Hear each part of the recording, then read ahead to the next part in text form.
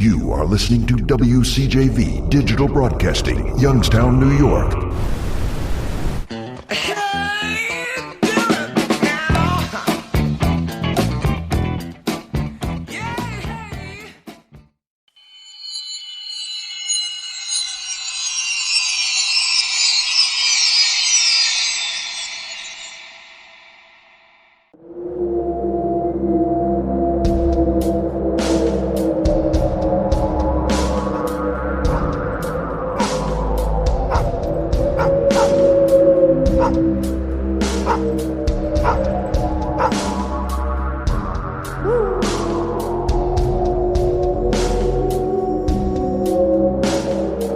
Hey everybody, this is Roger Belt along with Christina Corsetti. Welcome to the Paranormal Graveyard. Let's take a walk on the other side.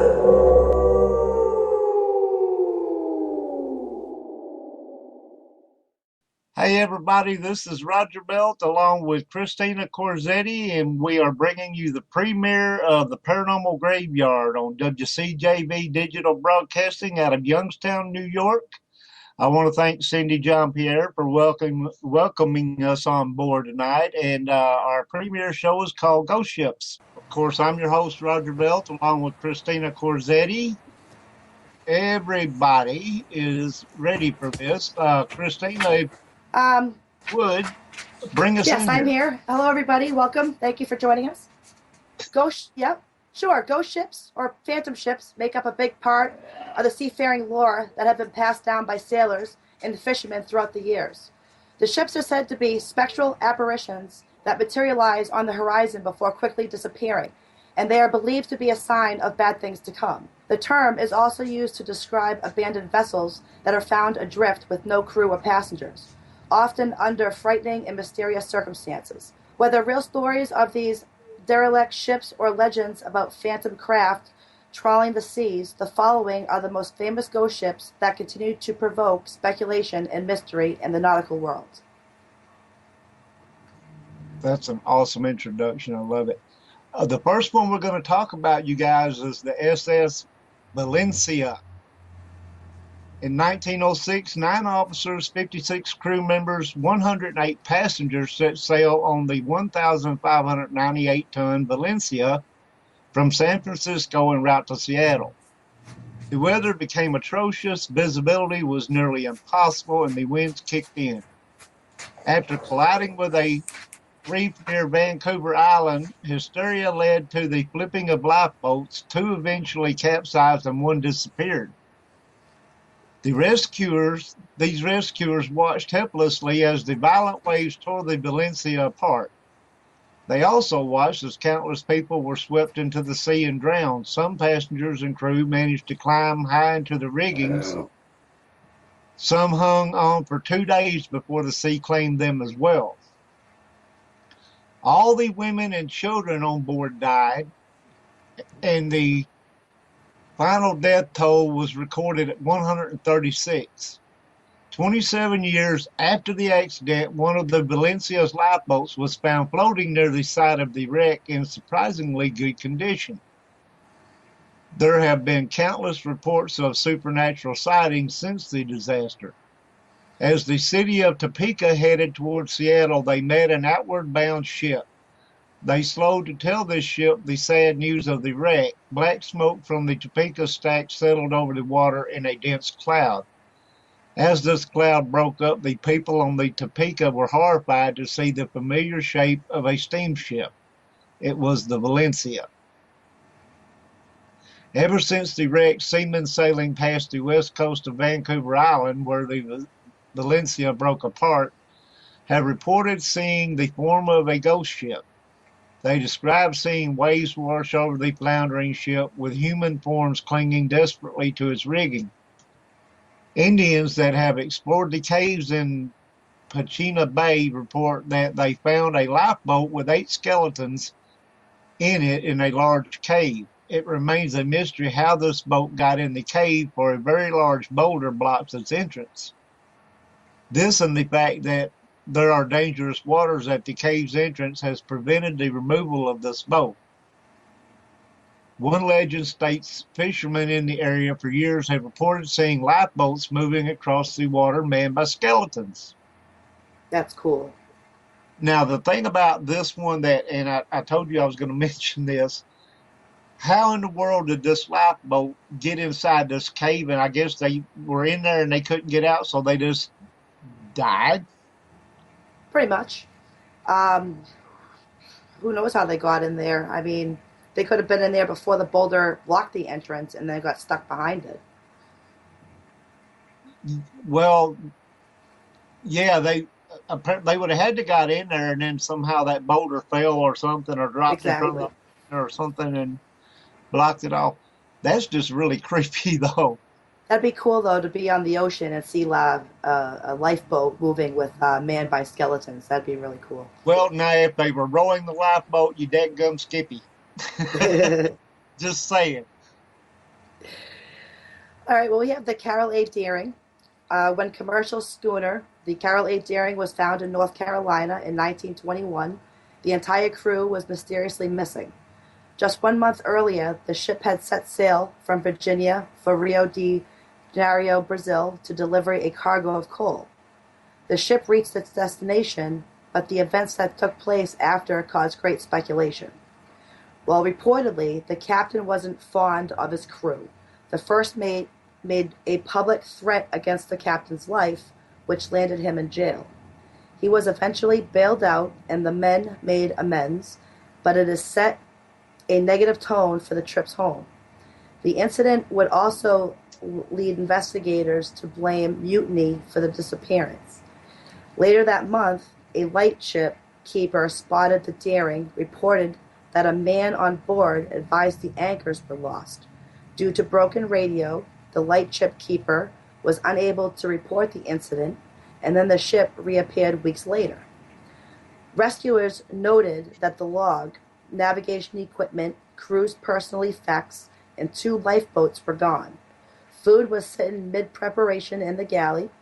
Due to the disappearance of several other ships during that time, the government launched an in-depth investigation and came up short. They did know that the Deering was one of the only ships to sail away from an oncoming hurricane, which led people to believe that Deering's men fell prey to the Bermuda Triangle. Pirates, liquor smugglers, communists, and supernatural explanations were tossed about. No official ruling was ever made. So the Bermuda Triangle could have played a role in that, absolutely. But whatever happened, they left everything there and that's vanished. the cases in the ships that's found floating in the Bermuda Triangle that, the plate would be set, food on the table, what have you, just like they were sitting down to eat, but they all just disappeared. Exactly. I wonder if we got a little alien thing going on there. There's a lot going on in the Bermuda Triangle. But then didn't they make facts about things sinking? Gases coming up and then sinking into the triangle. Yeah, so. I don't know. I don't think anybody will ever figure out the Bermuda Triangle, what the deal is with that. There's lots of different speculation about it. The Zabrina. Among the mysteries of the sea is the story of the schooner barge Zabrina found ashore off the coast of France in October 1917, with cargo and sails intact but no trace of the crew. The wooden 100-foot, 3-mast ship was under the command of a Captain Martin and laden with coal bound for Falmouth to St. I don't know how to pronounce this, Brieuc, Brick, I guess, France, when something unexplained happened to it. The vessel was found ashore on Roselle Point, south of Cherbourg, with nobody on board. There was no sign of damage or a struggle. The entire 5-member crew just disappeared, never to be heard of again. Was the crew washed overboard in a storm? Since Europe was in the early stages of World War I at the time, that happened, there was speculation that Sabrina was intercepted by German U-boats. Those were the years that submarine captains used to either take crew members aboard before sinking their ship or at least send them away in lifeboats. The theory was that the submarine took the crew aboard, but then was chased away and sunk by British naval ships, taking the submarine crew and the Sabrina's crew to the bottom with it. This theory was never proven. Launched at Whitstable, England in 1873, the Sabrina later left a rotting hull on Belvedere Creek at Portsmouth. Now, that brings the question up when we're talking about German U-boats sinking ships and taking the crew off or whatever and sending them away or taking them with them or whatever. Would they take the boats or would they sink the boats? Well, if they had time to take the crew members off the ship before the British naval ships arrived. Okay. I mean, as soon as they got them off the ship, wouldn't they have not fired upon it and sunk the ship? You would think so. Or they would use the ship for something else, you know? Or yeah,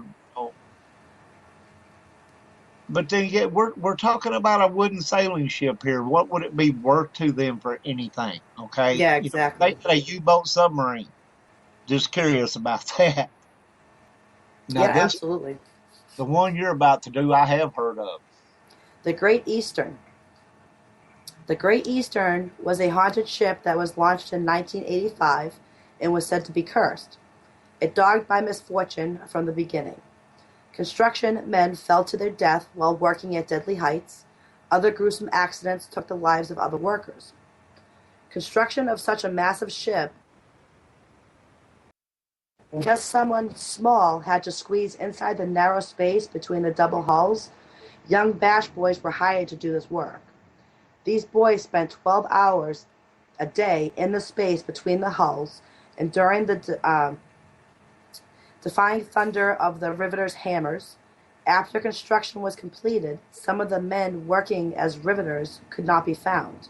There were rumors that they had been accidentally sealed into the hull of the ship. During the launch, a mooring cable snapped and killed a crewman. A disaster happened during the ship's trials when a boiler exploded, killing 5 workers. Another jumped overboard and was crushed by the ship. The Great Eastern never lived up to expectations. The ship never carried a full complement of passengers. On its 4th trip, it suffered severe damage in a storm at sea. In 1862, it struck an uncharted rock and tore open its hull. The ship was saved from sinking by its double hull, but the damage was costly. The ship continued losing money for its owners. Attempts were made to sell the steamer, but there were no takers. Now, the men who worked aboard the steamer complained of an eerie hammering noise constantly heard from far below the decks. They said it often woke them up from their sleep and was loud enough to be heard during storms.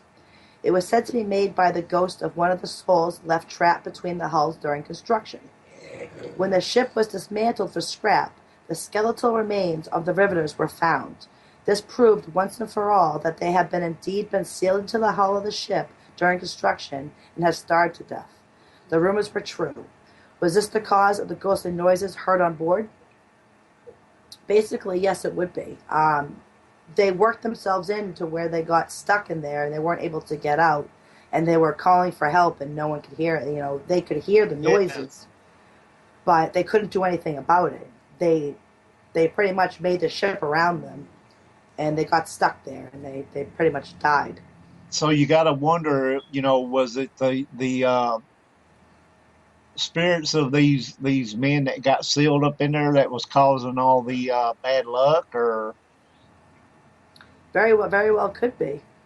I I mean, if you think about it, you pass away inside a boat or a ship, you'd want to haunt them too, right?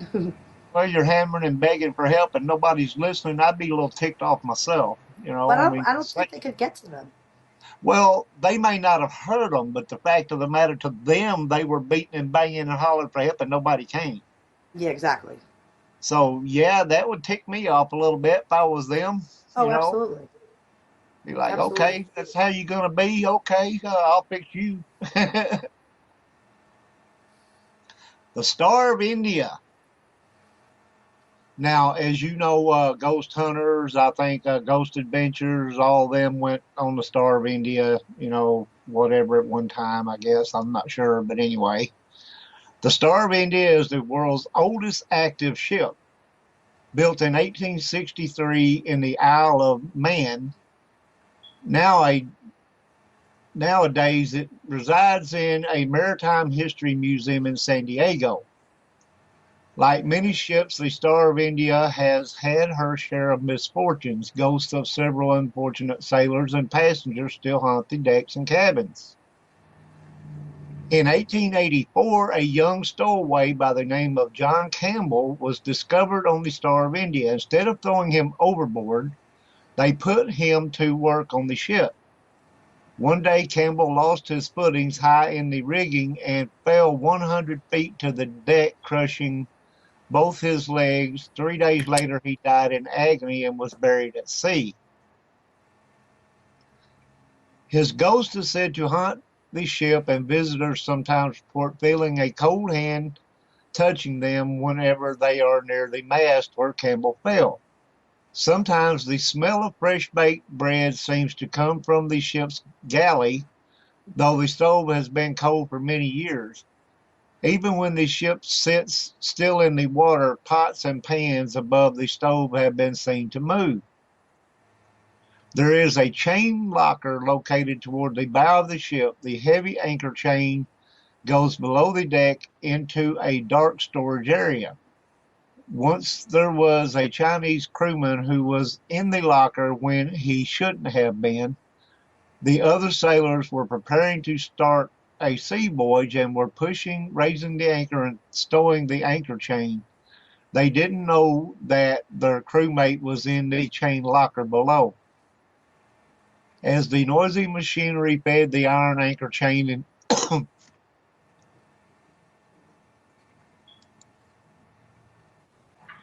sorry about that, It's okay. slowly crushed him to death. He was screaming for help, but his crewmates couldn't hear him above the noise of the machinery. His ghost still haunts the chain locker where he died, and people who go there report feeling a cold spot inside. The crew's quarters was the scene of many deaths, crewmen taken below after horrible accidents or stricken by illness spent their last days here. In these tight spaces, you can feel the cold and sense the fear that still haunts the ship. Now, I guess out of everything that I just read here and everything about I guess the guy in the chain locker would be the one that I would not have wanted to bend. Those anchor chains are huge and they weigh, tons. And Oh, you absolutely. can imagine having this stuff uh, being cranked in and piled up on you, you know. Now, if something happened to somebody, would they bring them to the chain locker and leave them there like a morgue type of thing? Well, if they found him, I'm sure they if they found him during the voyage, I'm sure they buried him at sea or whatever. Um, and obviously somebody had to have found him for them to know about it. So, I'm just thinking of having all that weight piled on you. It kind of reminds me of the guy in the witch trials that they piled the stones on, Yeah, till it crushed him. absolutely. And that I don't know that Well, it some says that if something happened, it was a scene of many deaths. If something happened, an accident or sickness, they would spend their last days in the chain locker. So it would be a place where they sent everybody that was dying. So no that no that alone would no be they haunted. said that they sent everybody to the crew quarters, I guess, Oh, the when they crew quarters. injured or sickness or whatever, and they died there. Oh, okay, the crew quarters. Gotcha. But there's although it would be tragic, I wouldn't consider it would be as tragic as having a ton of chain piled up on you. That's what I was getting at. Oh, absolutely, absolutely. The USS North Carolina. The USS North Carolina is a haunted battleship that lost 10 men in battle during World War II. 5 men died when the ship was torpedoed September 1942. Another 3 were killed by friendly fire in April 1945.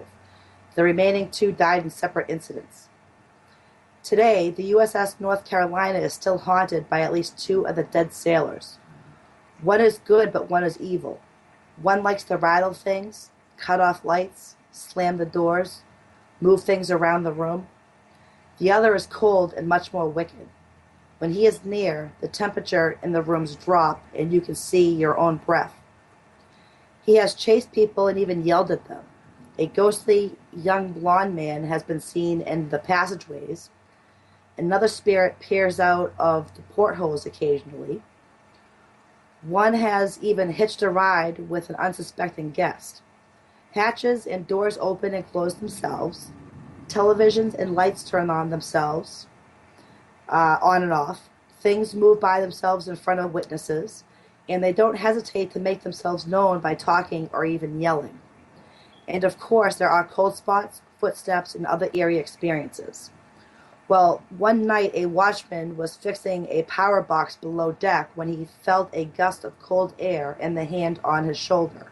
He spun around and shone his flashlight, but there was nothing there. He heard footsteps walking away. He jerked the beam of light around the room. There were empty tables and benches. In the open hatch nearby stood a sailor with blonde hair so fair it looked white. The light from the flashlight passed right through him. When the night watchman screamed, the ghostly sailor turned its head and disappeared. It may go months or even years between experiences, but several experiences may happen in a short amount of time. When the ghosts of this battleship became active, they certainly appeared to make themselves heard and very loud and clear. A paranormal investigator on board the ship saw a ghostly human head peek out from behind a locker and then abruptly disappeared. So this is one haunted ship. Yeah. The USS North Carolina. Lots of spirits on board there, and I'd love to go check that out. Oh, I would love it too. That would be. That's one of my bucket list things is some of these battleships, and there's more than one, like the one I'm fixing to talk about here, the USS Hornet. Spirits of dead sailors and officers wander the narrow passageways of the USS Hornet.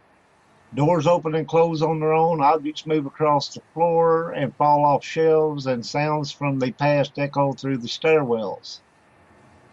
Men in naval uniforms appear out of thin air to patrol compartments as if they're still carrying out their daily orders. People have been pushed and grabbed by some invisible force. Psychics and professional ghost hunters agree that these are the souls of suffering men cheated out of their lives after spending their final days in hell.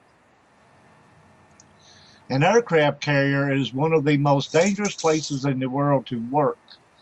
The USS Hornet had a steam room. If a steam pipe ruptured, it would release an invisible steam of intense heat capable of killing sailors instantly before they were aware of what happened. Their blood was instantly boiled beneath their skin, causing their skin to fall off their bones. One crewman had his arms severed by one of these invisible steam jets, causing him to pass out. He bled to death in his room, and when fellow shipmates found him, they discovered that the steam had boiled his blood and peeled his skin from his body. Now his ghost inhabits this room, sometimes accompanied by engine sounds. The catapult was a very powerful machine that was used to catapult the planes off the flight deck, helping them lift off. The catapult room is considered one of the most dangerous places on board an aircraft carrier, because the wire used to hook in and catapult the plane has a tendency to snap. When it snaps, it spins around the room, slicing through anything in its path. There were many such accidents aboard the USS Hornet. Several people have reported seeing a headless crewman pacing up and down this area. Other times, only his footsteps can be heard walking across the floor. They believe it's the ghost of crewman whose head was decapitated by a snapped wire. People who have seen this decapitated sailor report it to be the most frightening and disturbing experience of their lives. During World War II, a Japanese pilot was captured and held in a cell on board the USS Hornet. While living there, he went mad in his cell and died. It is rumored that he still haunts the cell that he spent his life in, unable to get out, stuck like he was when he was alive. Decapitated soldiers, and yeah. I wouldn't want to be in the steam room, though. I mean, I couldn't imagine that. Well, the steam room or the catapult room, either one, would seem to me like a place you just didn't want to work. Put me somewhere else. I mean, put me on a gun or something. I'll shoot the gun. And these are big battleships. I mean, the USS Hornet is huge. And we are live on WCJV Digital Broadcasting out of Youngstown, New York. This is the premiere of the Paranormal Graveyard. I hope everybody's enjoying the show so far. And we're going to jump right back in here with the ginseng. Ginseng. Yep, an abandoned tanker, ginseng, was found in 2006 by an Australian Coast Watch airplane in the Gulf or Carpentera. The Australian Customs vessel storm was dispatched at night. The following morning, a small boat was launched to board the drifting ginseng. No one was found on board. Its point of origin unknown. Documents recovered later indicated it was the ginseng, but the ship's name had been painted over. The ginseng had a large supply of rice in its cargo hold, used to possibly resupply fishing vessels out at sea. Its engines, however, were inoperable, and Australian officials concluded it had been adrift for some time. As the ginseng had been stripped off anything of value, it was surmised that it perhaps broke loose from being towed to a ship scrapyard. The ginseng was later towed to deep waters and sunk as an artificial reef because its owners was never located. Wow. If the owner was never located, would they just sink them? I mean, wouldn't you want to keep it for historic reasons? Well, I guess they can. On what it was. If it was like a naval ship or something like that, maybe. Of course, they know the government owns it, so they ain't going to be at loss for who the owner is. You know how many ships are on the bottom of the ocean? There are a lot of ships on the bottom of the ocean. Yes. This next one, of course, everybody knows the song, The Wreck of the Edmund Fitzgerald.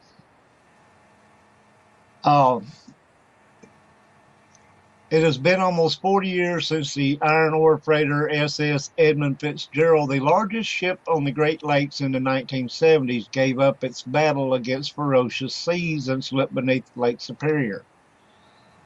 Lake Superior's cold and tumultuous surface. On November 9th, 1975, a storm was brewing as the Fitzgerald left Duluth, Minnesota, bound for the Zug Island docks in Detroit, Michigan.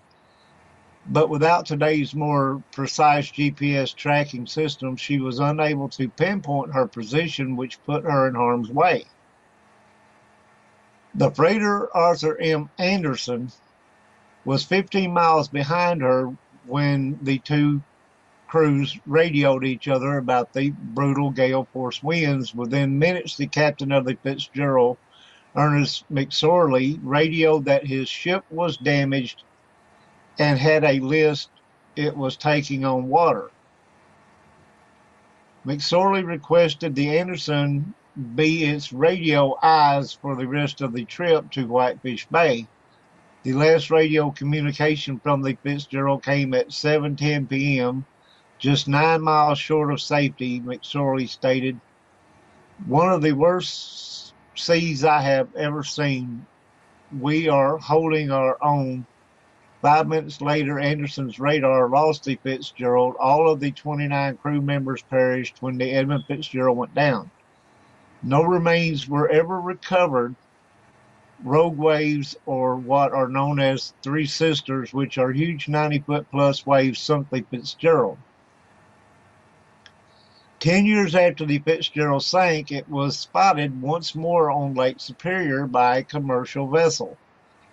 The crew stated that they saw this large ship on a foggy night. They reported a strange, eerie atmosphere at the time they spotted this ghost ship. The Edmund Fitzgerald remains at the bottom of this lake, 500 feet down in two pieces. Isn't that cool? You know something's on the bottom of the ocean, but it's spotted sailing.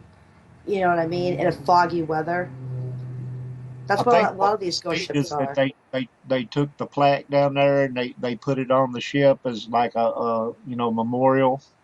Okay. It was a I think it was a bell. Yeah, they usually say when you see a ghost ship sailing the seas, it's usually either in foggy weather or it's glowing green,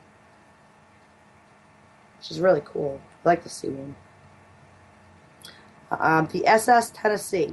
The story of this phantom ship is one of San Francisco's favorite ghost tales.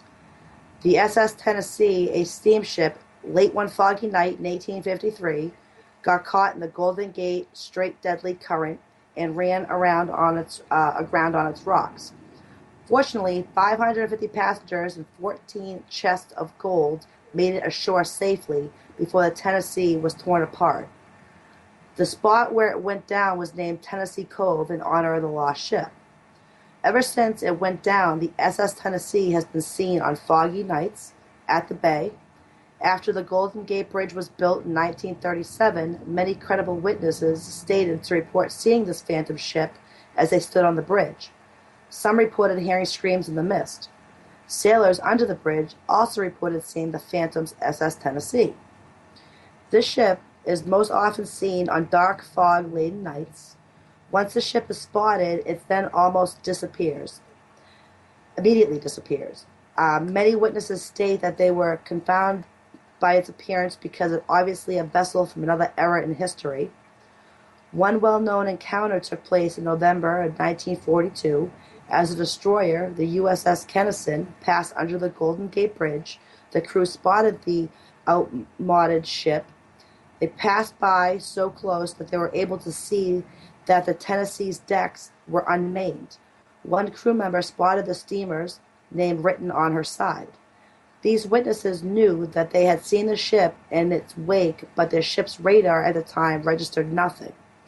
This sighting was unusual in that not many ships have passed so close to the Tennessee or been able to watch her for more than a minute before she vanishes. Of course, there are other tales of ghosts connected to the Golden Gate Bridge, but these involve the people who have committed suicide by jumping off the bridge. So, The USS Tennessee. That's my it's an kind of older looking ship. It goes way back. So that's it my would be, different from other looking ships. um it's weird, ain't it, how, the passengers, supposedly 550 passengers, made it to safety. How many was on it? We don't know that. It didn't say. But, that many people survived and, even gold was carried off the ship and all that. What tragedy would make this ship reappear? Yeah, that's a great question, actually. I could understand if there'd been a lot of death, a lot of people died during the crash up and all that. But according to what it states there, I would think that most or all of them, got off the ship. Yeah, yeah. I mean, it doesn't really say much about, any deaths or anything like that. So, what would make it, Mr. Jones is, sail the is seas? being a knothead in the chat. Yeah, I can read that.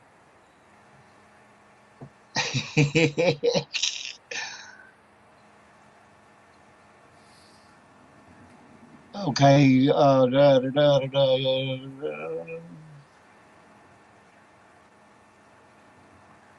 Yeah. Well, all I'm seeing over here is y'all talking about Starbucks. Okay, so y'all just let us do this. Our Orang, Ourang, Orang Yeah, Medan. Medan. Yeah, Medan. Medan. I'm sorry, Medan. Orang Medan. Okay. In February of 1948, distress calls were picked up by numerous ships near Indonesia from the Dutch freighter SS Orang Medan. The chilling message was all officers, including captain, are dead, lying in chart room and bridge, possibly whole crew dead. This message was followed by indecipherable Morse code, then one final grisly message, I die. When the first rescue vessel arrived on the scene a few hours later, they tried to hail the Orang Medan, but there was no response. A boarding party was sent to the ship, and what they found was a frightening sight that has made the Orang Medan one of the strangest and scariest ghost ship stories of all time. All the crew and officers of the Orang Medan were dead, their eyes open, faces looking towards the sun, arms outstretched, and a look of terror on their faces. Even the ship's dog was dead, found snarling at some unseen enemy. When nearing the bodies in the boiler room, the rescue crew felt a chill, though the temperature was near 110 degrees. The decision was made to tow the ship back to port, but before they could get underway, smoke began rolling up from the hull. The rescue crew left the ship and barely had time to cut the tow lines before the Orang Medan exploded and sank. To this day, the exact fate of the Orang Medan and her crew remains a mystery. Now That's very that's interesting. one right Yeah. there. Oh wow. Um, I couldn't imagine the terror on their faces and the way they were. Everyone was in the same position, with eyes open, you yeah. know, What in arms the stretched out. what in the heck terrified them to death? Because that's kind of what it sounds like. Something terrified them, and whatever it was, it made them all. How could they all be in the same positions? That's another thing. It doesn't make any sense.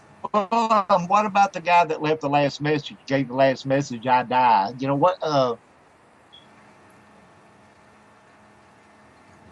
It's just weird. I die. Yeah. Hmm. And could you imagine being a rescue crewman going on board that ship and seeing all these bodies just stretched out with terrified looks on their face, all in the same direction with their arms splayed out? It's a true mystery. I mean, that's Kind of amazing. a ritual type, you know, slaughter. Yeah, exactly. Something scared them. That is just too creepy for words. I like that. Okay, Marlboro. All right, Marlboro Ghost Ship. The Marlboro was an enormous dual-purpose ship built in the late 19th century. It traveled between Britain and New Zealand, acting as a passenger ship to New Zealand and the cargo ship to Britain. It set sail from New Zealand in January 1890 with 33 crew members and a small number of passengers on board. By April of that year, it had not arrived in Britain and was reported missing. Now, many theories surrounded this ultimate fate. One ship claimed to have seen stranded sailors on a Chilean island in the southernmost tip of South America, the following year, but were unable to help them due to the stormy weather. Now, the thing about the ship's mysteries is that a lot of them can be solved by acknowledging the fact that either the missing people fell overboard or the ship sank. The Marlboro mystery, however, is nowhere near that simple. You see, the ship was eventually found 23 years after it disappeared. In 1913, a shipwreck was discovered by another crew in Chile. They boarded the Marlboro, which had run aground onto an extremely craggy island. Two crew members boarded the ghost ship and were horrified at what they found. All in all, about 20 skeletons were found on board and in a lot of different locations. One was found alone, directly under the wheel. Another one was found along on the bridge, with 5 more nearby. No less than 3 skeletons were found by the ladder leading below the deck. The largest group found in a single area consisted of 10 skeletons, in what is known as the mess room. the main social quarters of the ship. It is these skeletons that give this case such an air of mystery. There was no evidence of foul play, which makes the placement of the skeletons extremely baffling. They obviously died at the same time because you wouldn't leave dead bodies just lying around the ship. So how did 3 people die in the hatchway at once? It might suggest to some that they were running from something, but remember that bodies were found in different locations all over the ship. So, which says they weren't rounded up by anyone and killed. Another fact to remember is that a person, most likely the captain, was found under the steering wheel.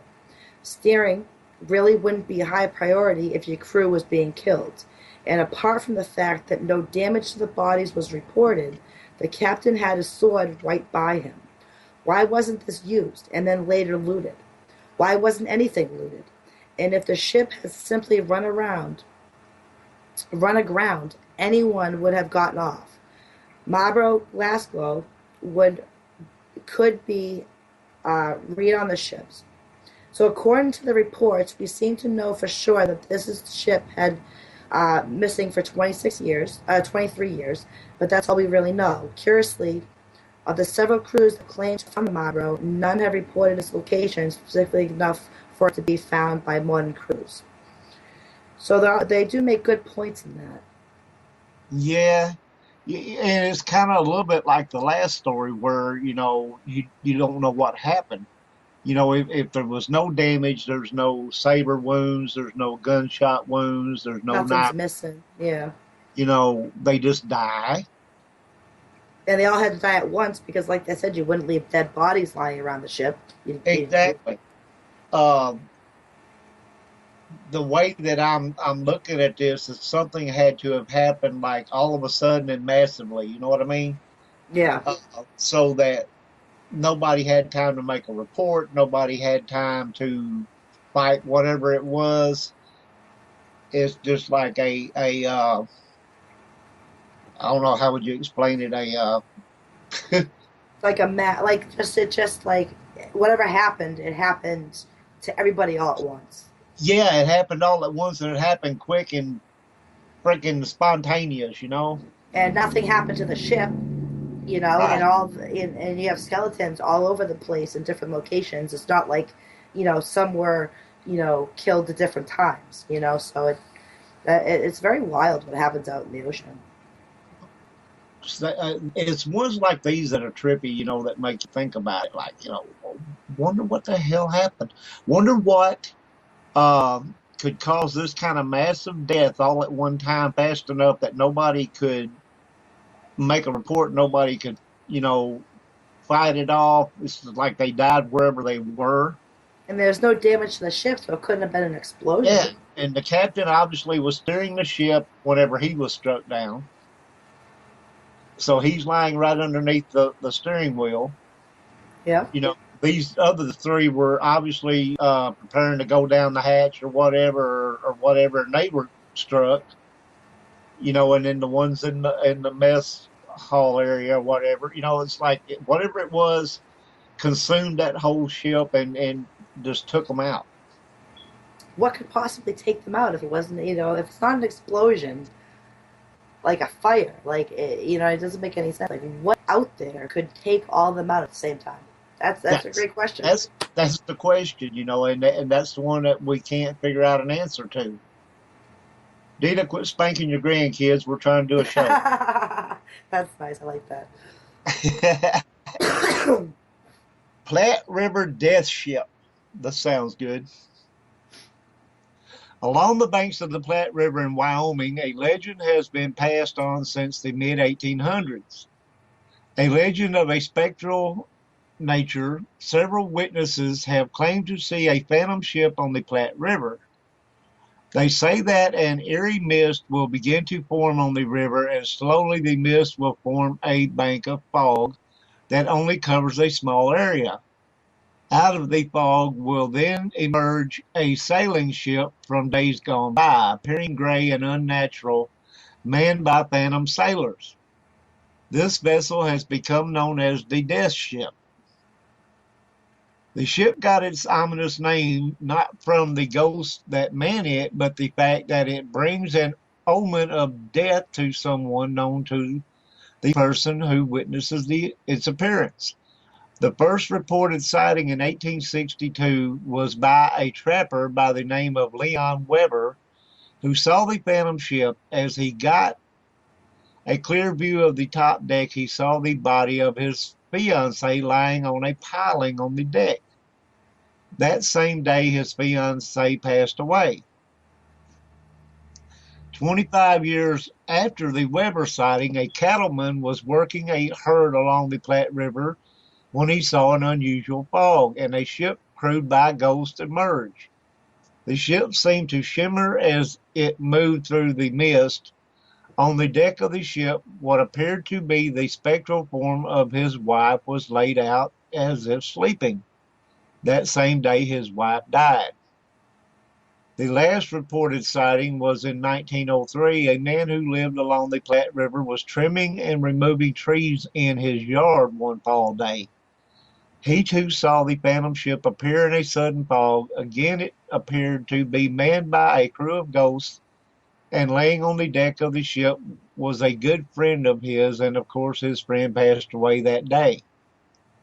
If you are ever along the banks of the Platte River in Wyoming and you see a spectral sailing vessel emerging from an eerie fog, avert your eyes, lest someone you know be the next claimed by the ship of death.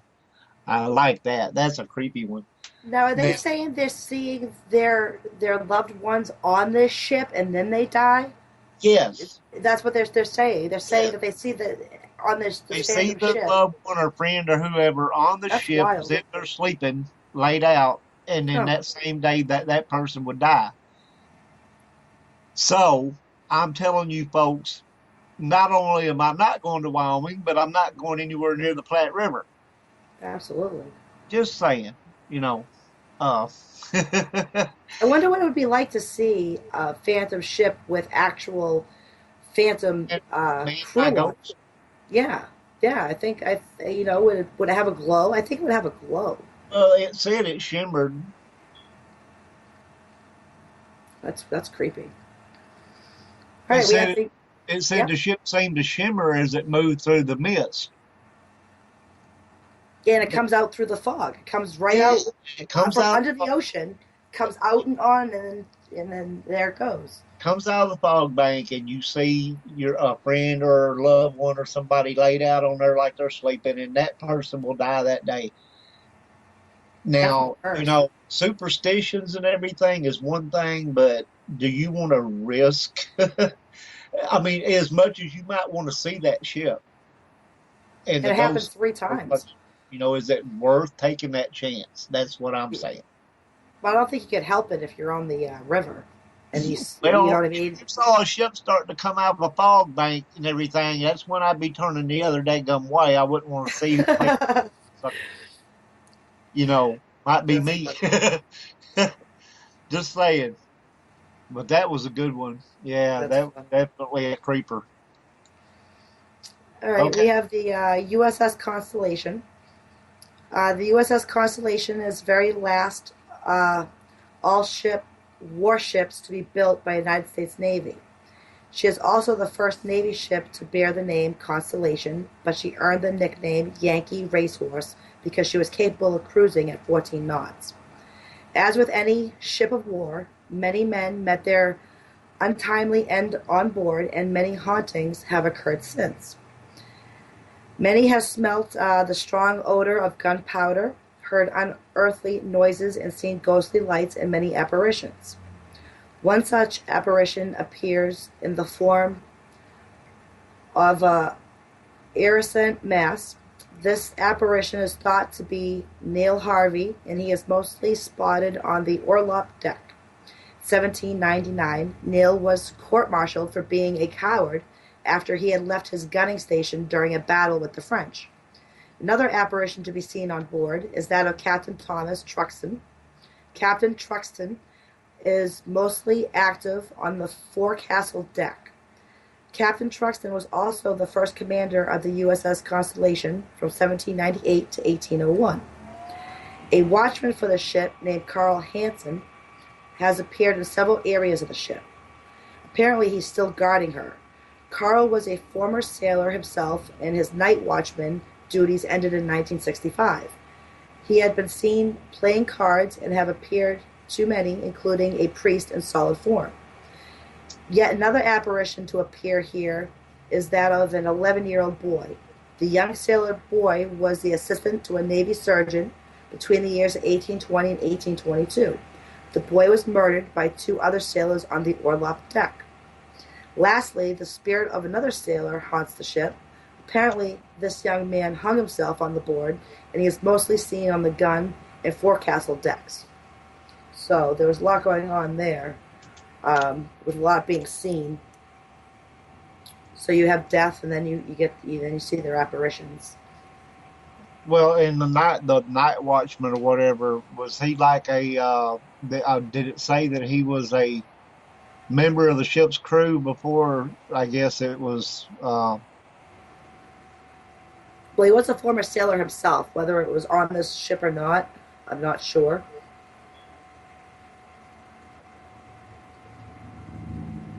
I got me off base here where I'm at. Hold on just a minute. Okay.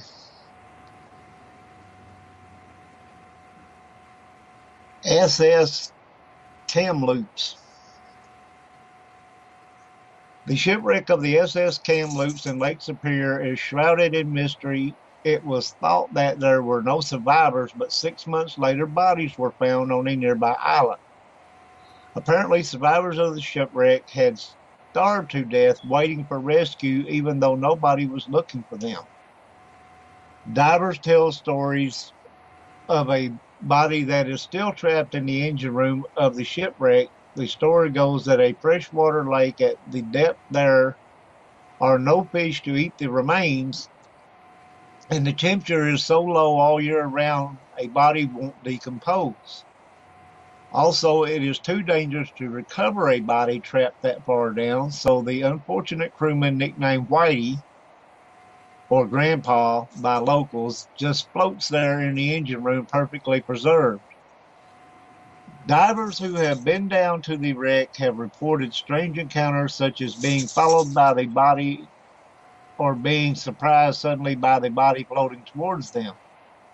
They say the body is ghostly white and still has its wedding ring on its finger. Well, they don't decompose. You still have everything there. Yeah. So they were found on an island, and they were trying to get rescued, but no one was looking for them, so it just sunk.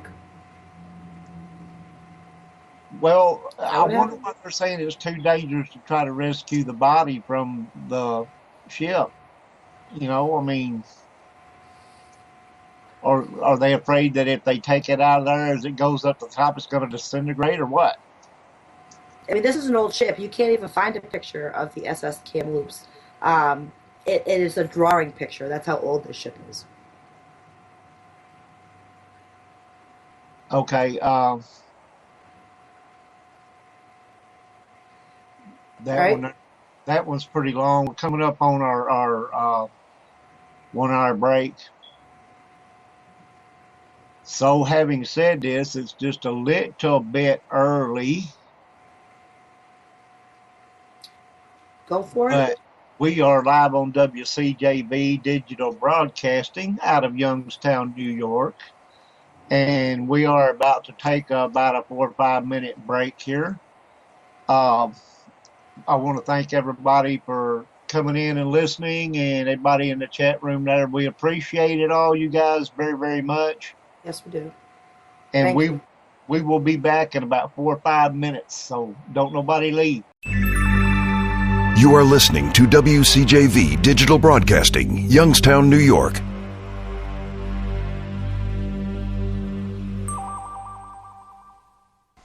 Hey, everybody, we are back, and we are about to talk about the haunted submarine UB-65. I don't know if anybody remembers that. I've read some stuff about this thing before. But, Christina, it's your turn at bat there if you want to talk about this. Absolutely. It's a German U-boat. It's called UB-65. It was built in 1916. 1 week after its launch, mysterious events begin to happen. And usually there's a high number of fatal accidents on the submarine itself. Why? So, I mean, this is a newly built ship. The why, a week after, is it one of these stories like where somebody got riveted into a hole or? well, it's a dangerous place. A submarine is a very dangerous place to begin with. And if that has a lot of fatal accidents, I Okay, mean, so maybe this ship was, what am I looking for here? Uh, Poorly built, you know, or the and crew so, itself, yeah, so it what's the had word I'm looking for? yeah, bad crew, poorly built ship, I mean, there could be a number of things. Yeah, basically. A Um, week, though, man, that's not much time for stuff to start going crazy. oh, not at all. Just only a week after its launch. Yeah, that is crazy. A second officer was loading a torpedo when one dropped and exploded, killing him instantly, and it damaged the submarine itself. A malfunction in the engine room caused three men to be overcome by fumes, and they died before anyone could reach them. So, And you got to ask yourself though, if a torpedo exploded inside the ship, yep. when a torpedo hits another ship, it blows up and it blows a big freaking Hole. hole in the ship, right? Yeah, you think it would, So if a torpedo take exploded in in the water. torpedo room, why would it have blown the whole end off the ship? Mysterious things happen. I mean, it's Well, I hard to mean, say. that just got my curiosity going there. Why would it have not destroyed like the whole end of the ship or something? Well, it did damage it, but not enough to ruin it, I guess. Um, Basically, during a storm, a crewman mysteriously fell overboard, and people claim that he was pushed. Um, Submarine diving test, one of the ballast tanks sprang a leak. It left the crew without oxygen in the U-boat. And basically, they all resurfaced and they all suffocated. I wouldn't want that to happen. I'm definitely afraid of water myself, especially drowning. I have Um, this thing about large bodies of water, churning water like that it just creeps me out. I mean, the ocean always scared me.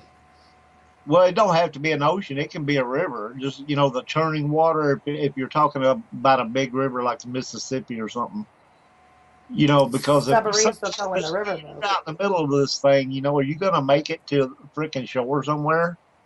Yeah, That creeps me out. I keep wrap my arms but around but that. submarines are usually in the ocean; they're not in rivers, right? Well, I know that. I'm just saying the churning water thing. The whole thing just creeps me out. It's one of my fears. Um, well, basically, a crewman was on lookout duty in a tower as a submarine was preparing to dive, and suddenly he spotted a figure on the deck. Even though all the hatches were sealed and every member of the crew was supposed to be below, the figure turned, and the lookout recognized him as the second officer who had been killed by the torpedo blast. So basically, you have someone killed by a torpedo, and then come to find out there's this apparition standing right there for you.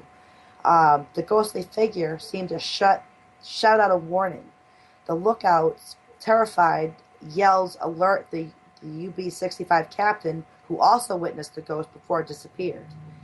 Um, Another crew member encountered the dead second officer in the corridor below deck on the submarine.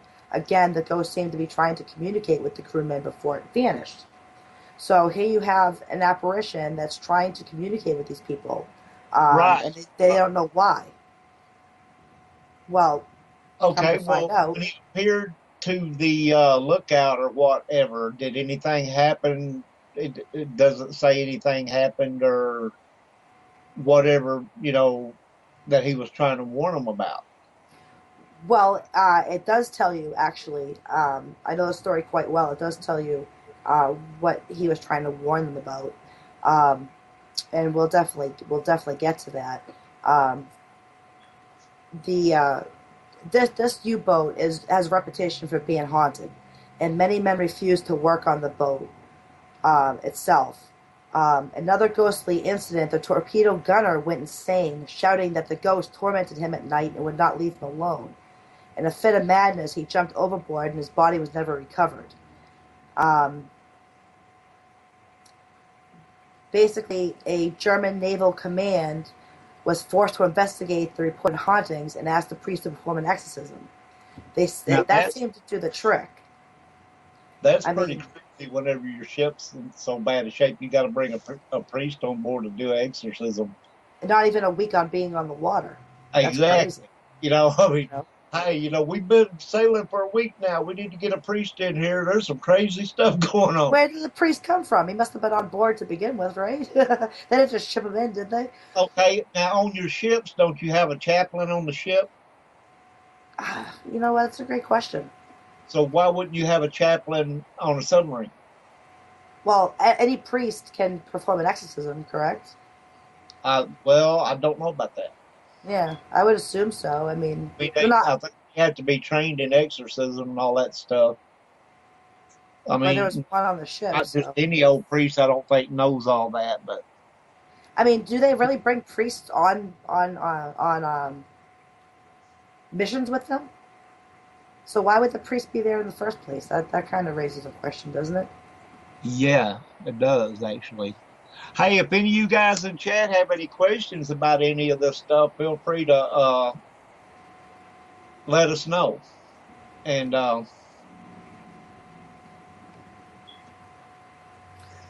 Well, basically, a crewman claimed that he saw a shadowy figure enter the torpedo room.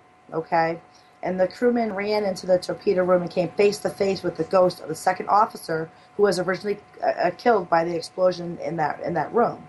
The ghost was pointing at the torpedo loading bay. Then it disappeared as suddenly as it came. So later on the same day, a submarine spotted the UB-65 and prepared to attack it.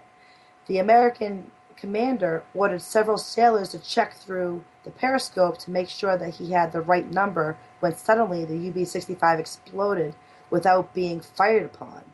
Now, the Americans were amazed. When the smoke cleared, all that could be seen was the debris. There were no survivors. So, an investigation was determined that the German U-boat had tried to fire its torpedoes, but there was a malfunction.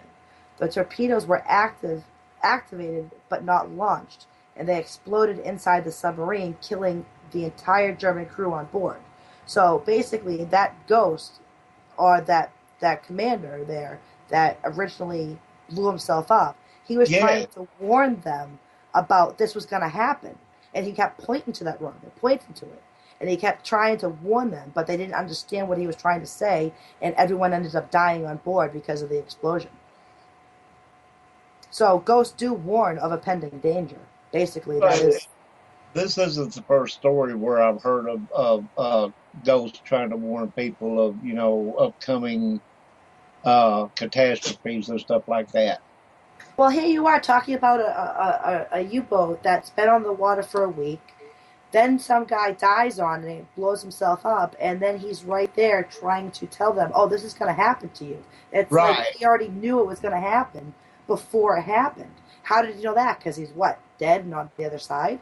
He knows I everything all of a guess. sudden. I'm assuming maybe he can see into the future. Then I don't know.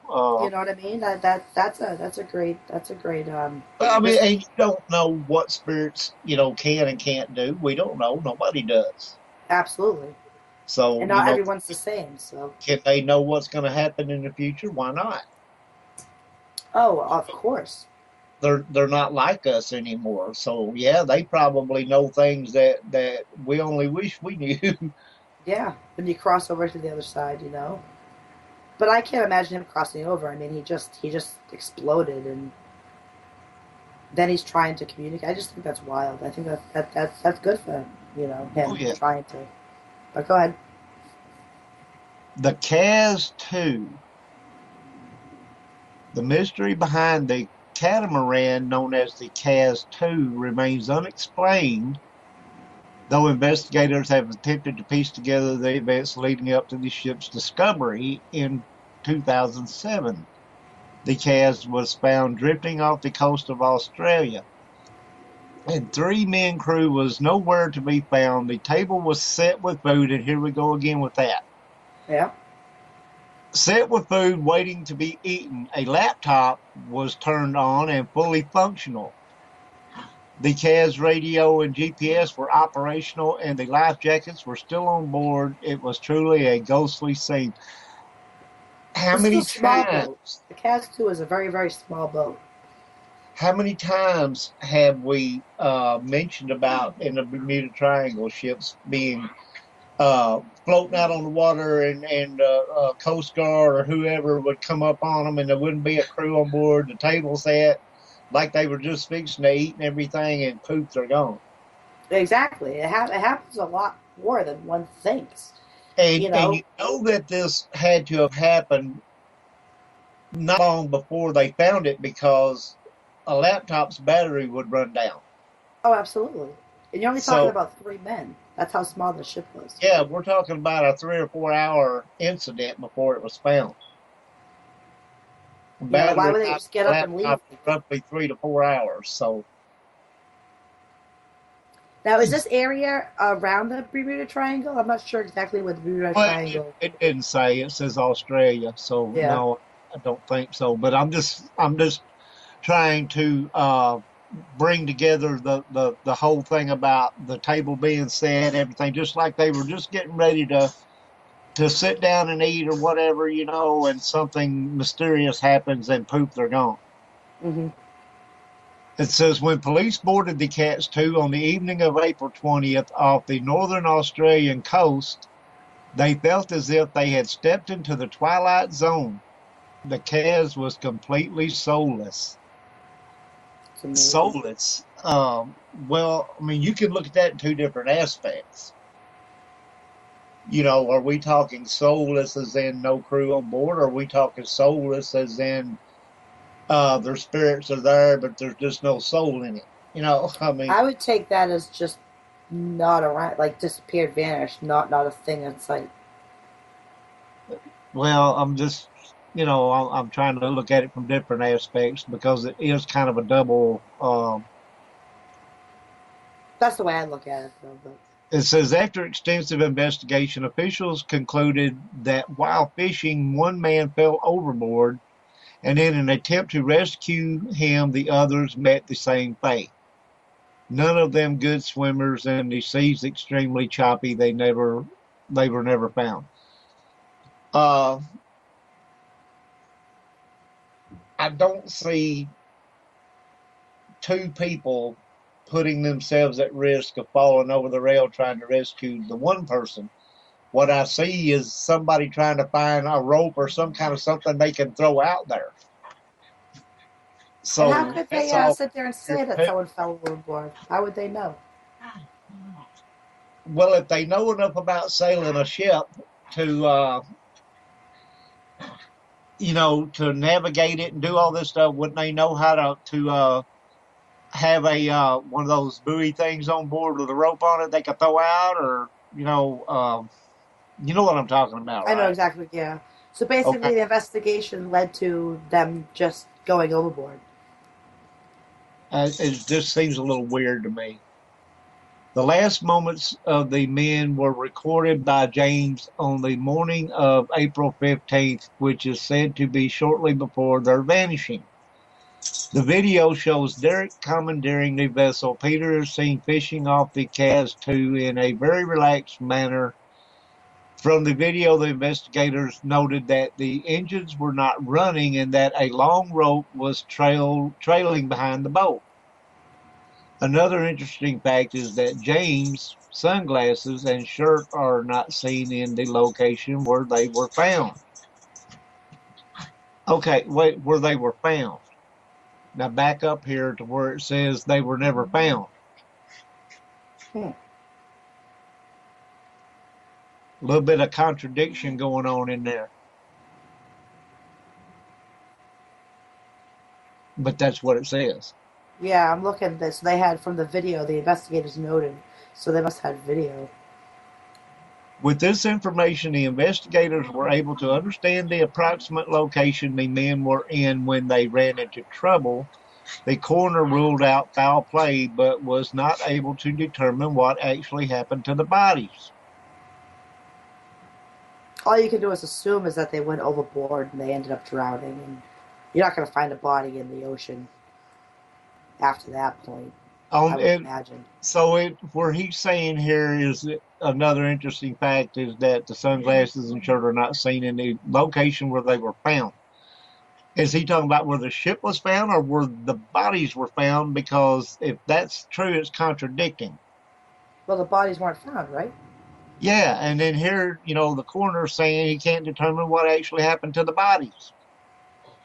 So if the bodies were found, did they disappear again, or uh, were they not found? It's a little bit confusing. It is a little confusing, not seeing the location where they were found. Okay, so that's one we can munch on for a while and try to figure out. MV Joyetta? Joyita, the Jolie? MV Joyita. Basically, why did a crew abandon an unsinkable merchant vessel in the South Pacific in 1955 instead of waiting for help?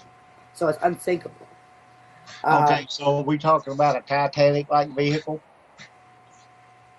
Basically, something that's unsinkable. There's no reason. Yeah, it's not going to sink.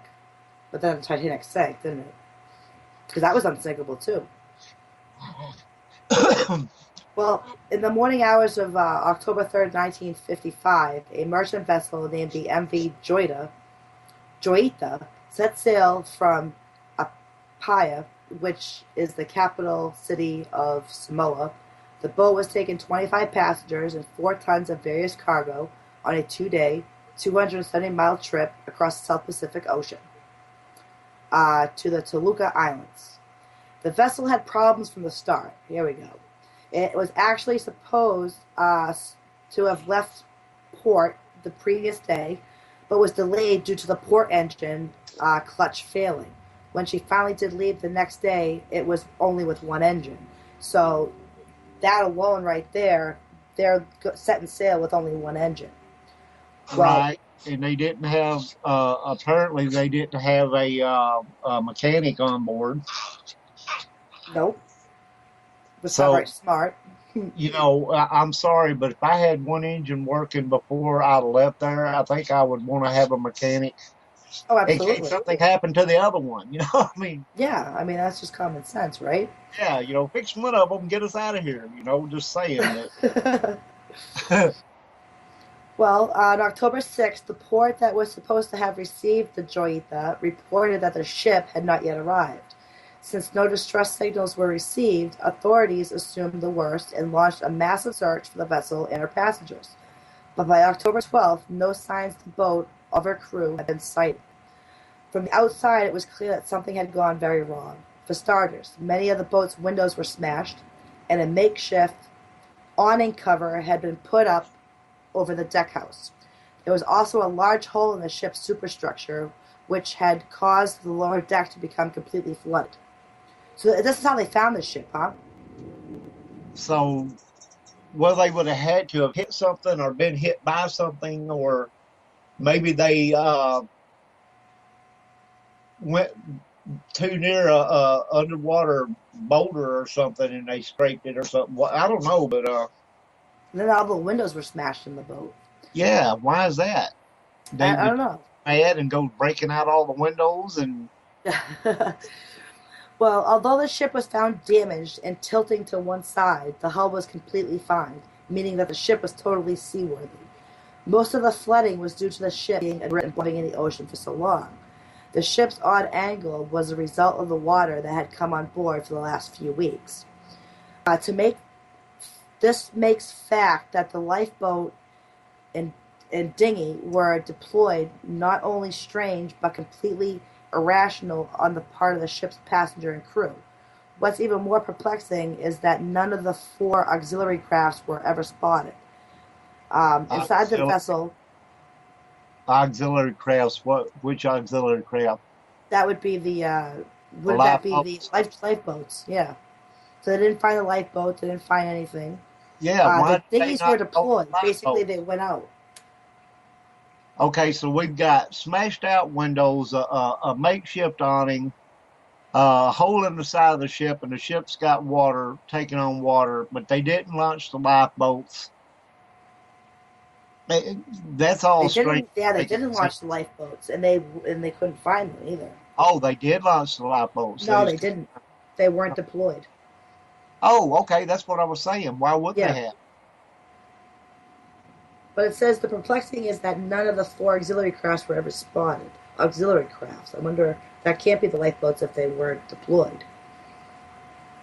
Okay, auxiliary craft, I would assume would be uh, not like a normal lifeboat. Yeah, something different. Says none of the four auxiliary crafts. Well, this can't be a very big boat. Um, well, they do call it a vessel, but let's see. Inside the vessel, however, is where things really started getting strange. The ship's logbook and all navigational equipment were missing. The medical bag of one of the passengers was found with nearly all the equipment removed, instead it was filled with bloody rags. So so everything's gone. All the equipment's gone, the medical bag's gone, but this bag is filled with bloody rags. The Okay, starboard engine, yep. so now we got to get back into did they think they were sinking and they went nuts and bashed out the windows, took the doctor's equipment, cut everybody up, and bloody stuffed bloody rags in the bag? If so, where are the bodies and mutilated corpses and all that?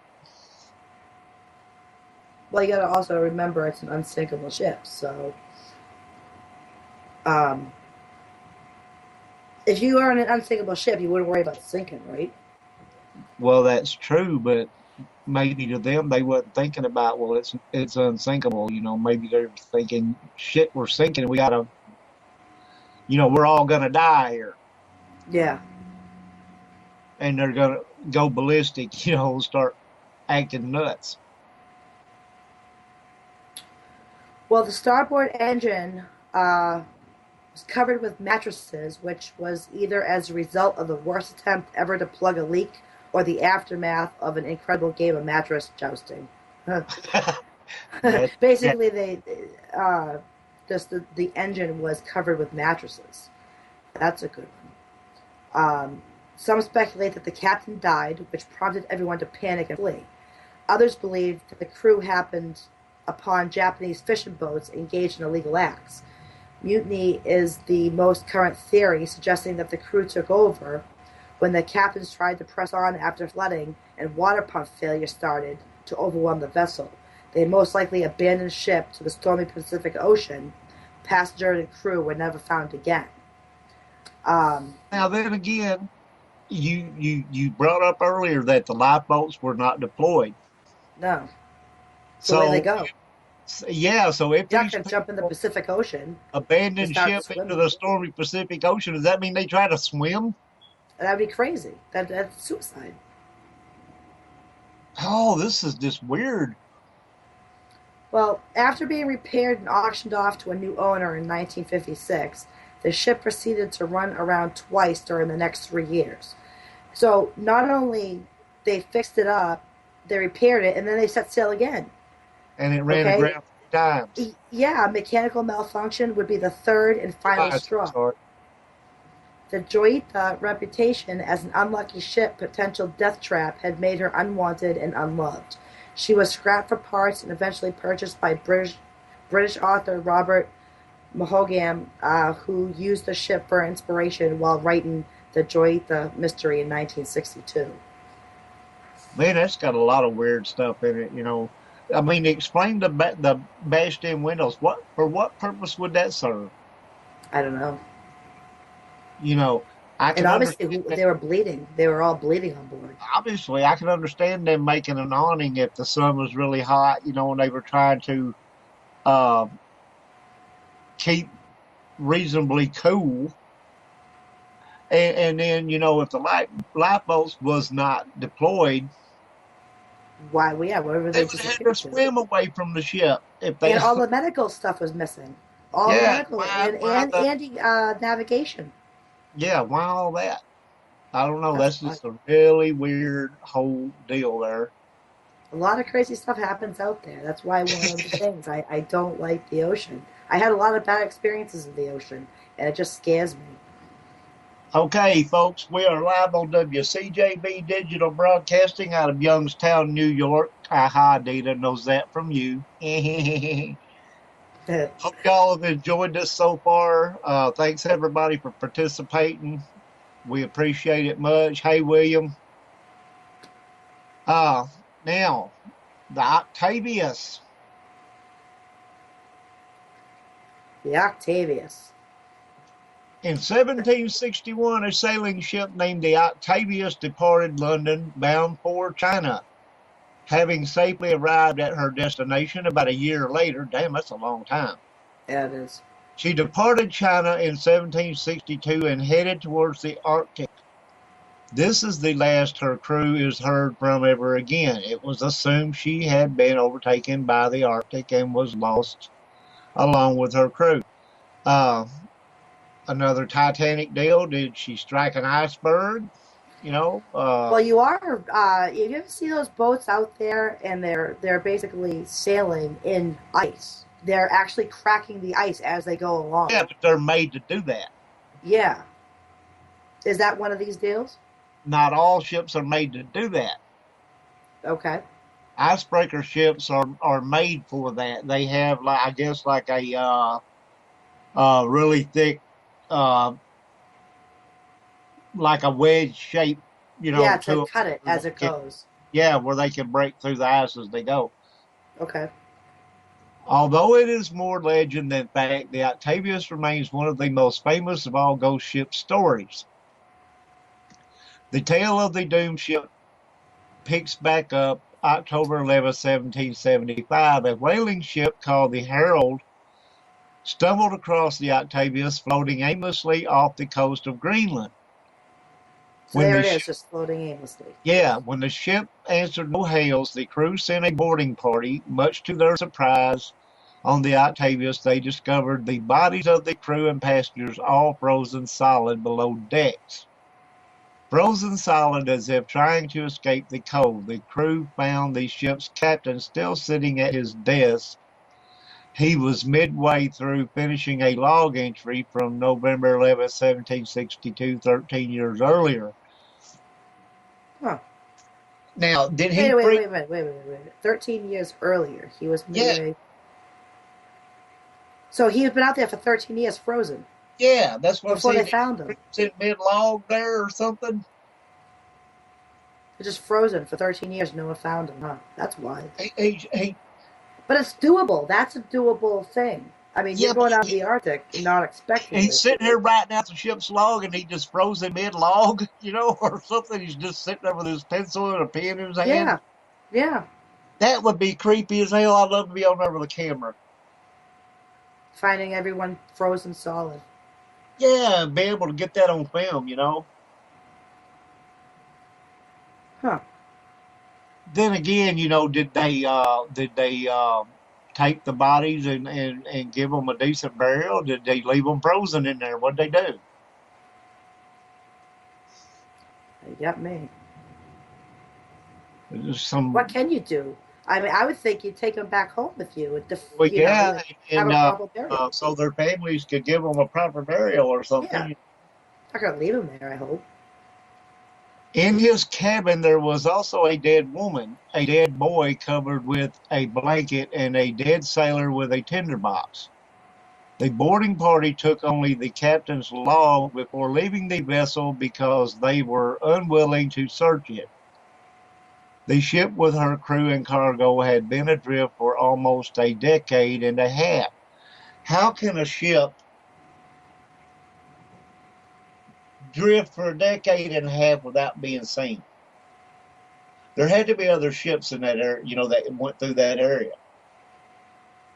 Well, William in chat has a good point. Hypothermia is an insidious way to die. It creeps on you. You just go to sleep. So if you're going to get frozen to death, you slowly freeze to death, and that's going to be painful. And one of the things, and I remember this from a movie I watched, but it makes sense. just before death, I guess, or a little before whatever, the person will, if anybody is around, they will talk about feeling warm and cozy all of a sudden. Yeah. Like comfortable. Yeah, yeah, Accepting. yeah, but they feel like all of a sudden they feel warm and comfortable. And I Yeah. guess that's their brain letting go. I don't know, but anyway, that's creepy. Okay, according to the legend, it was eventually discovered in the log that the captain had gambled on making a quick return to England from the Orient via the Northwest Passage. The year had been extremely hot, however, upon reaching the Arctic, somewhere above Canada, the ship had become trapped in the ice. The crew lasted some time till the cold and dwindling provisions sealed their fate. The terrified crew of the Herald, fearing of a curse and wanting nothing to do with the ship, left it abandoned, touching nothing. Neither the Octavius or her ghostly crew has ever been seen again. So They just left them there? I that's don't that's understand that. kind of weird because if they reported it somewhere, you would think they would have sent you know vessels out there to retrieve the bodies or something, and or maybe try to save the ship or something. Why would they just report it and nobody do nothing? Oh, are they saying that they found the ship and then they found everyone in it? They wanted nothing to do with it because they thought it was cursed, left, came back, and then no one was ever seen again? Is that what they're saying? That's I what that's what it looks like. It's possible. I don't know. If this tale is true, this would mean the Octavius had completed its passage to the Atlantic as a ghost ship. Hmm. The ship's last log position puts it at about 250 miles north of what is now Barrow, Alaska. The Herald found her adrift off the coast of Greenland. This would actually mean that the Octavius and her crew were the first ship to make the transit. This feat would not be accomplished by a living crew until 1903, 1906, when Royal Amundsen completed the passage. So basically, I'm gathering here that this ship made a passage that nobody had ever made, but the crew was not allowed to enjoy it. That's got to be sad. Yeah, you talk about 1761, and no Uh, one's ever accomplished it until 1903. So that's a wild. I mean, a long William, you time. quit going all global warming on me over there. Well, he does have a point. The ocean is a vast area. I mean, you got a lot to cover. I mean, the ocean goes on forever. I mean, I guess you can be stuck out there for a long time and not actually be seen. Yeah, I don't know. Just some of these stories, though, when you think about it, I mean, if they are real, could you imagine your crew being frozen to death, huddled in the hull of the ship, trying to stay warm? And the captain being frozen in mid log, riding out a log or something. Yeah, I mean, your heart just stops, doesn't it? You just get to that point where you just stop breathing. Okay, and then another question I just thought of was the captain still alive when the boy under the blanket froze to death and the woman froze to death, and he's sitting there writing out his log with two frozen bodies laying there next to him? Yeah, or they all freeze at the same time. I can't imagine that. Everyone has to freeze differently. Yeah. So were they already frozen to death, and he's sitting there writing out his log and freezes to death right? And what was he writing in the log? You I know, would love to get my uh, hands on some of those logs. I'm sitting here with two dead frozen bodies laying beside me, and I fear I'm fixing to freeze to death myself. I mean, it don't say, but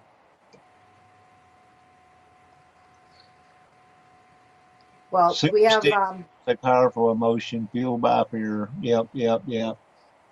that'd be the first thing you'd go for is the log, wouldn't it? Like planes have the black box, you would go for the ghost, the ship you'd go for the log, right?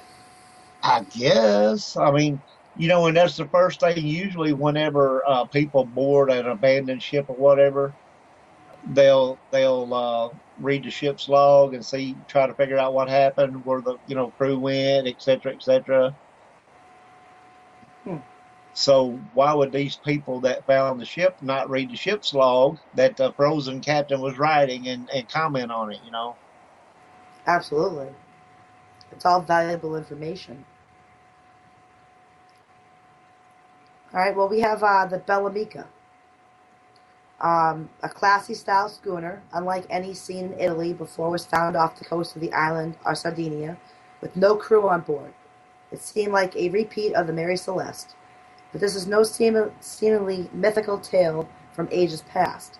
Spotted by the Italian Coast Guard in 2006, this ghost ship contained a half-eaten meal of Egyptian food, French maps of North African seas, a pile of clothes, a flag of Luxembourg, and a wooden plaque bearing the name Bellamica.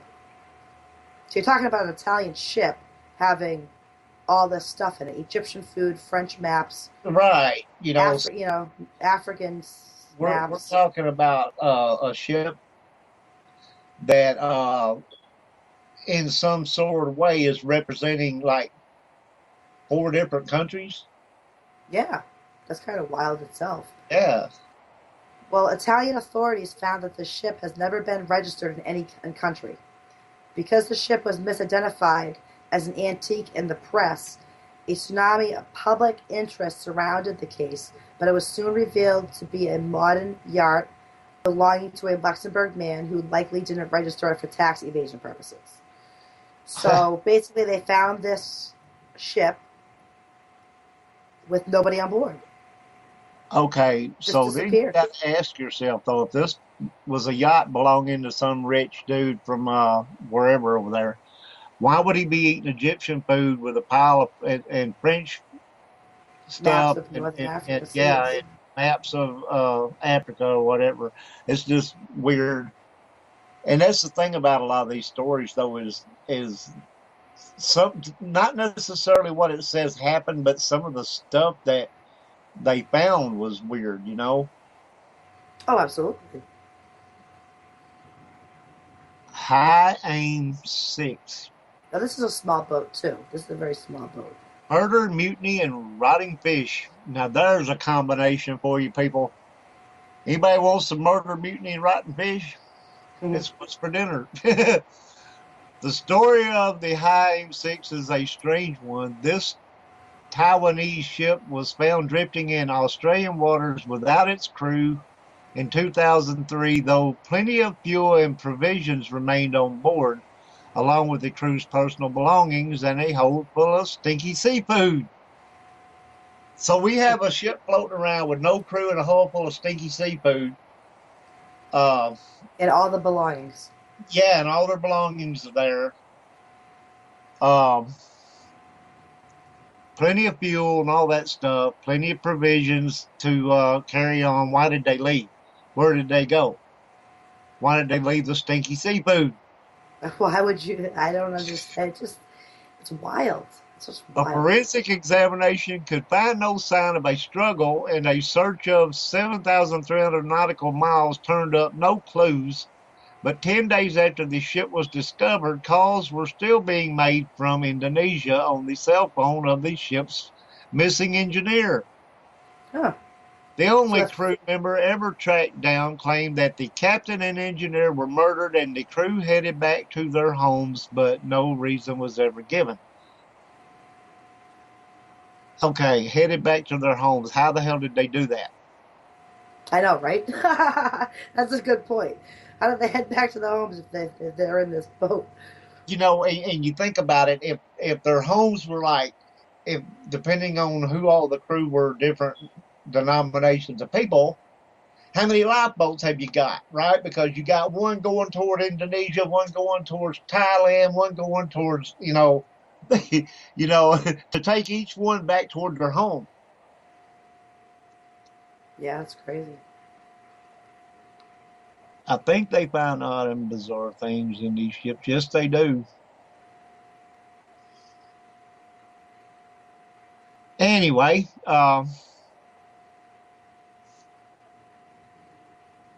Well, Cat and Chat has a good point. okay. Uh, metric pressure alone makes people behave oddly. If there were serious enough storms, there would be issues. That's true. That is true. Uh, well, and not to mention if there were serious storms brewing, most likely the crew probably had a little bit of fear going on too, This is a because small boat, and I've been yeah, in the ocean in 40-foot swells. It is scary. yeah. So So if you have these rough seas, I mean,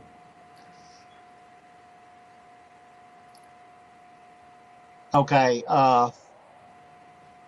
locals in Broome favor the story that the ship was targeted by pirates who killed the crew and set the boat's motors running to cover their tracks. Others believe a mutiny aboard the High Six led to the untimely death of the captain, with the crew escaping in life rafts.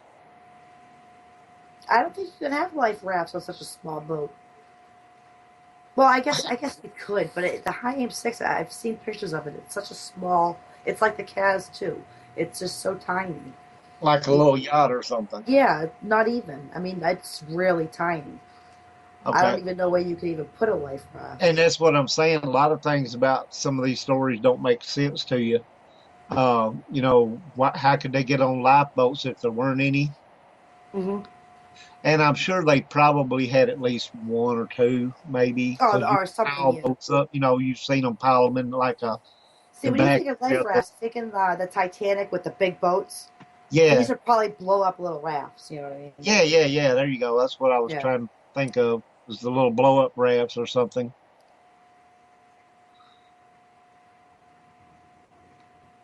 Okay.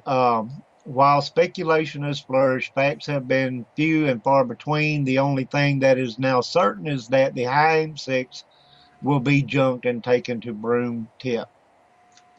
Okay, so you got a ship like this with mysterious things, and so what are we going to do instead of because it didn't say there was anything wrong with the ship, No. so we're just going to take it to this place and junk it. Why? But there's a pattern, and that pattern is you go out into the ocean. Who knows what's happening out there for people just to disappear and vanish in seconds? You know what Well, I and mean? also there's the fact that when a ship gets a bad reputation, nobody wants to sail it. No, absolutely not. So maybe that's the reason why they were going to junk it or whatever. I don't know. Just all kind of questions about stuff like that. If I saw a ship and you bring it back, that's been out there and it's been lingering around with no one on board, why would I want to junk it? Wouldn't you want it for historic reasons? Wouldn't you want to, you know? Well, think about this. You bring back a boat with no crew and a hull full of stinky seafood, which you'll probably not ever get that smell out of there. You know what I'm saying? What are you going to use Yeah, it for? yeah. And plus, who owns it? Who takes care of it afterwards? I mean, Right. does the government just automatically take control of it and say that's ours now? I mean, what Well, happens to these I boats? think there's a certain uh, like for salvage ships that go and get these vessels or whatever and bring them back or whatever the cargo may be worth, the stuff on there, they get a certain percentage, I guess, of whatever the ship's worth, for steel purposes or anything like that. Of course, this is Hmm. probably a wooden boat.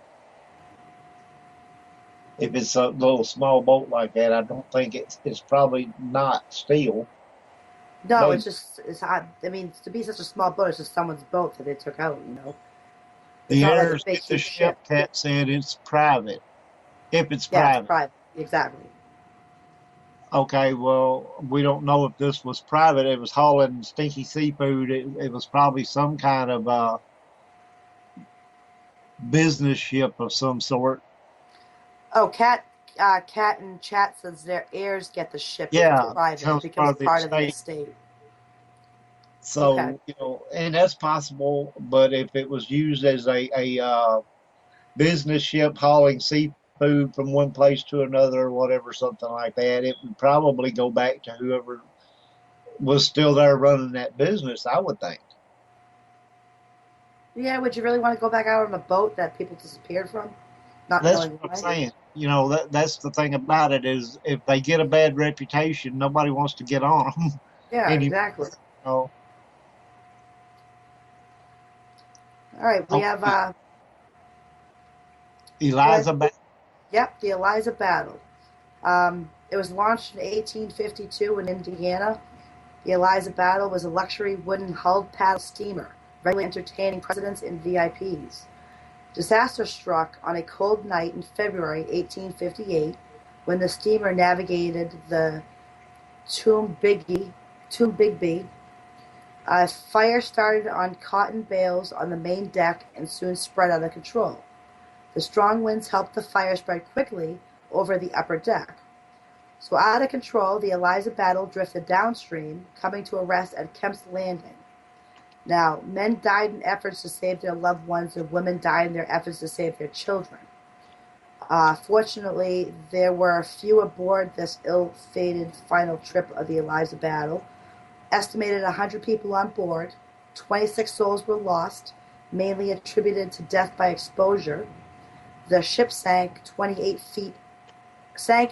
feet of water, and is wrecked, remains to this day. 28 feet of water the ship sank, and it still remains there. So they just left it. During the spring floods, late at night during a full moon, it is said that the riverboat can be seen rising out of the water and floating up the river with music playing and fires burning on the deck. Sometimes only the outline of the steamer is sighted. The fire is so bright, a nameplate bearing the name Eliza Battle can be seen on the side of the vessel. Local fishermen believe that sightings of the Eliza Battle is a sign of an impending disaster and ill omens to ships still plying on the Tombigbee River. So there you go, being out in the river, seeing a ship in flames with music playing. Well, how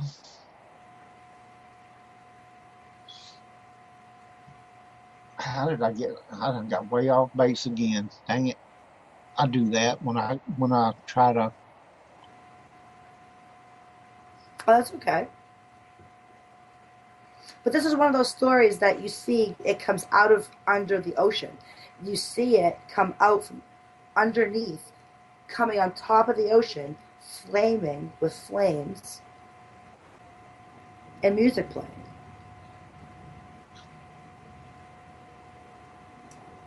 It's just all of these things are they have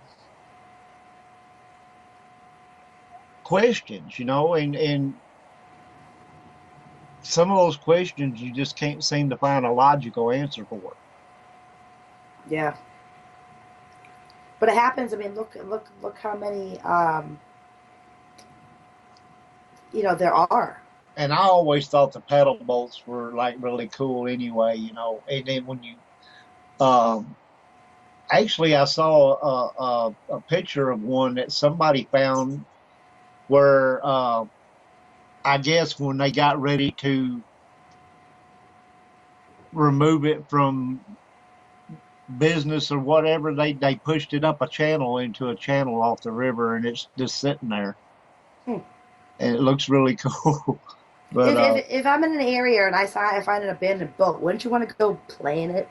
Like I'm well, yeah, attracted to abandoned places. Like when I go in the woods and I see abandoned houses, I just want to go play in them. I want to go this explore. thing is sitting in a channel on somebody's land, and they won't let nobody go up there. Oh wow. Figure, huh?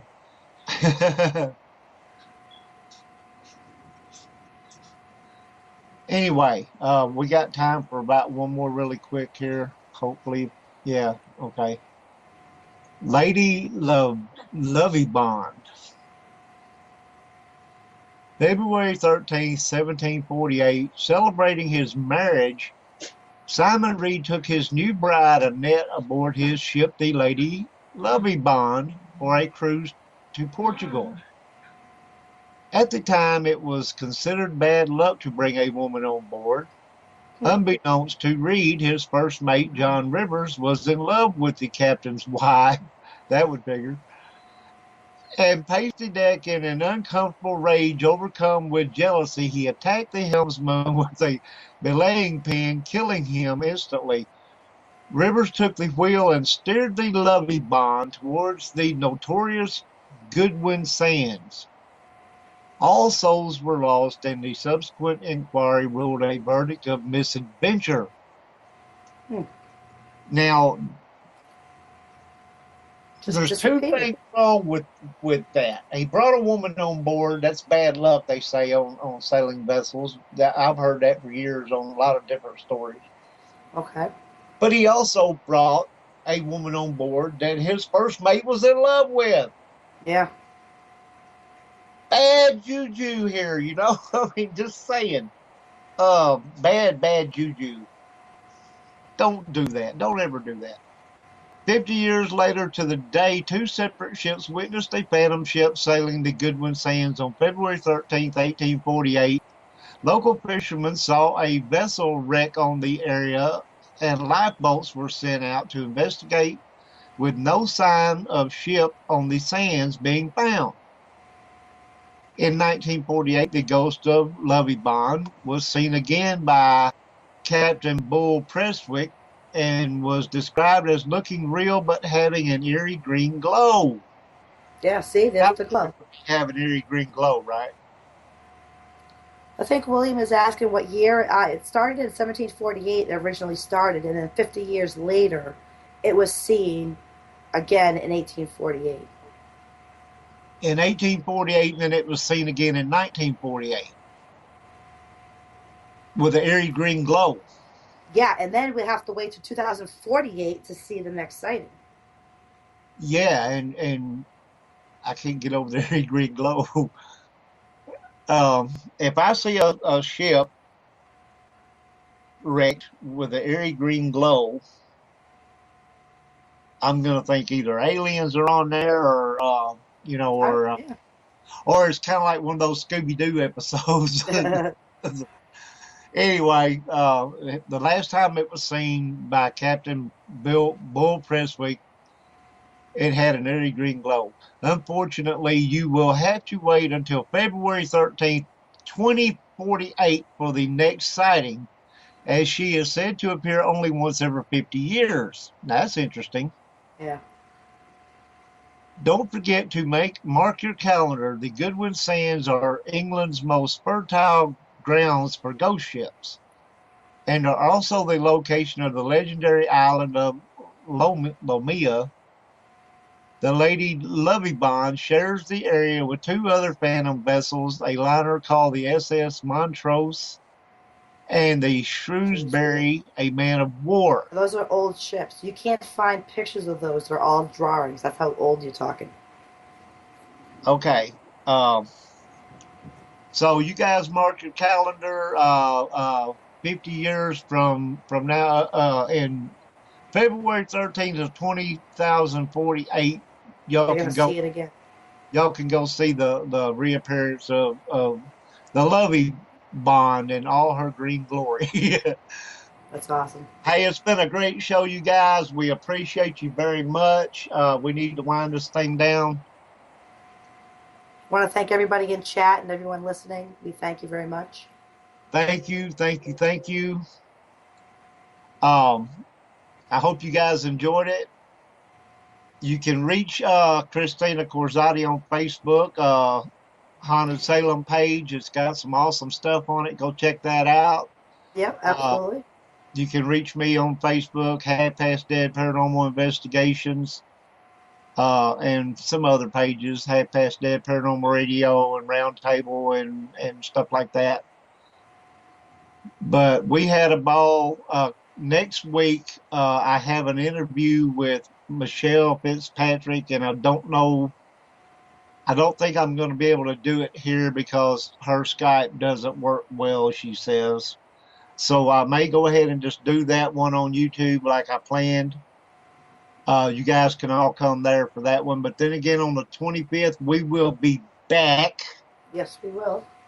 And we will be talking about horror movies that Ooh, based on actual are based events. on actual events That's and going to be a good show. stuff like that. So be ready for that. CJ, once again, we appreciate you having us, letting us do the show here. We had an awesome time. We'll see everybody in approximately 2 weeks. Yeah. Be sure to come and check us out on YouTube for the Michelle Fitzpatrick Show. Good night, everybody. Good night.